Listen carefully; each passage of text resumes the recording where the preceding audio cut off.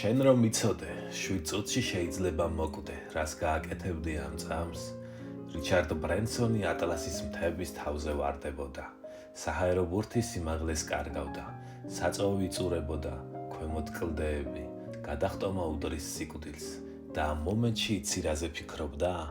არა ბიზნესზე, არა ფულზე, არა იმაზე, რა სიტყოდნენ სხვები. ფიქრობდა მხოლოდ ერთზე. თუ გადავრჩები, უნდა ვისწავლო ყოველი წამით ცხოვრება.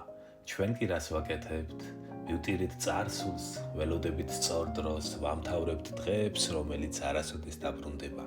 სიმართლე მწარეა, მომავალი შეიძლება საერთოდ არ მოვიდეს. ბრენსონი გადარჩა.